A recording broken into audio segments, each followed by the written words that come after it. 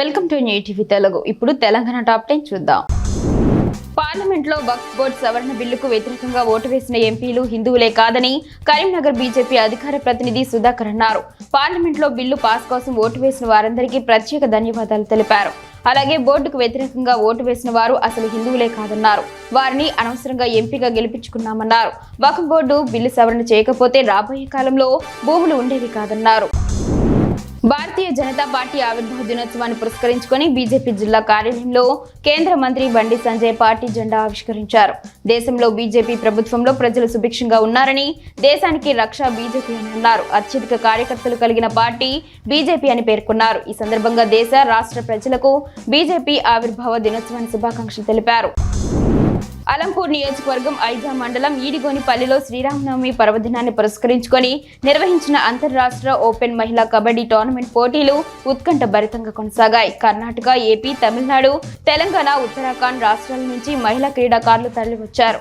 12 జట్లు పోటీల్లో పాల్గొంటాయని నిర్వాహకులు బడే సాబ్ యాదవ్ తెలిపారు. మహిళా కబడ్డీ తిలకించేందుకు ప్రజలు పెద్ద ఎత్తున తరలివచ్చారు.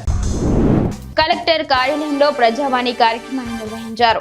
తమ సమస్యలు విన్నవించేందుకు ప్రజలు జిల్లాలోని వివిధ ప్రాంతాల నుంచి భారీ సంఖ్యలో కలెక్టరేట్కి తరలివచ్చారు. ప్రజల సమస్యలకు తెలుసుకున్న అధికారులు పరిష్కారానికి చర్యలు తీసుకుంటామని హామీ ఇచ్చారు. ఈ కార్యక్రమంలో వివిధ శాఖల జిల్లా అధికారులు పాల్గొన్నారు.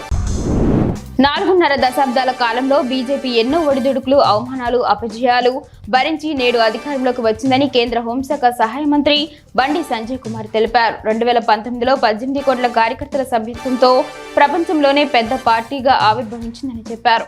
16 రాష్ట్రాల్లో బీజేపీ, 6 రాష్ట్రాల్లో కూటమి ప్రభుత్వాలు అధికారంలో ఉన్నాయని అన్నారు. తెలంగాణలో అందించే సన్నబియ్యం ప్రధాని మోడీ చలివే అని వివరించారు. తుర్కయంజాల్ రెవెన్యూ సర్వే నెంబర్ 240, 241, 242లోని ఫ్లాట్లు ఇళ్ల యజమానులకు అండగా ఉంటానని ఇబ్రహీంపట్నం ఎమ్మెల్యే మల్రెడ్డి రంగారెడ్డి తెలిపారు. ఫ్లాట్ల యజమానులు ఎమ్మెల్యేను కలిసి సమస్యను వివరించారు. న్యాయపరంగా పోరాటం చేయాలని, అవసరమైన సహాయం చేస్తానని హామీ ఇచ్చారు. 40 ఏళ్ల క్రితమే లేఅవుట్ వేయడంతో ఫ్లాట్లుగా మారాయని, రాజమ్మ తరపు వారికి రిజిస్ట్రేషన్ చేయవద్దని తహసీల్దార్ సుదర్శన్ రెడ్డికి ఫోన్ ద్వారా సూచించారు. నల్గొండ పట్టణంలోని ఆర్టీసీ కాలనీలో విద్యుత్ స్తంభాలపై తీగలు ప్రమాదకరంగా మారాయి.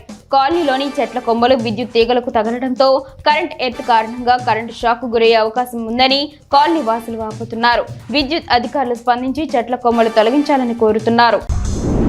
కోదాడ మండలం పాతగుడి బండలో స్థానిక కాంగ్రెస్ నాయకులు సన్నబియ్యం సంబరాల్లో భాగంగా చుక్క సూరిబాబు సుహాసిని నివాసంలో పిఎస్సిఎస్ కోదాడ చైర్మన్ ఓరుగంటే శ్రీనివాసరెడ్డి ఆధ్వర్యంలో భోజనాలు చేశారు. ఈ సందర్భంగా ఆయన మాట్లాడుతూ సన్నబియ్యం పథకం పేదల ఇళ్లలో ఆనందోత్సవాలు నింపింది అని అన్నారు. ఈ కార్యక్రమంలో తూమాటి నాగిరెడ్డి, కుక్కడపు నాగరాజు, చింతా సత్యనారాయణ రెడ్డి, సైదులు, సిద్ధయ్య, రాంబాబు ఉన్నారు. మహబూబాబాద్ జిల్లా నెల్లికుదురు ఆలేరు స్టేజ్ వద్ద ఆలేరు గ్రామస్తులు ఆందోళన చేపట్టారు.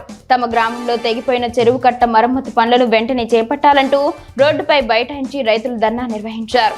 వర్షాకాలంలో గండిపడిన చెరువుకు ఇంతవరకు అధికారులు పట్టించుకోవడం లేదంటూ ఆందోళన వ్యక్తం చేశారు. తక్షణమే అధికారులు స్పందించి ఊరి చెరువును బాగు చేయాలని రైతులు డిమాండ్ చేశారు. కేంద్ర ప్రభుత్వం చేస్తున్న అన్ని కార్యక్రమాలను ప్రజల్లోకి తీసుకువెళ్లాలని మహబూబ్ నగర్ ఎంపీ డీకే అరుణ అన్నారు. జిల్లా కేంద్రంలో బీజేపీ కార్యాలయంలో ఆవిర్భావ దినోత్సవ వేడుకల్లో పాల్గొన్నారు.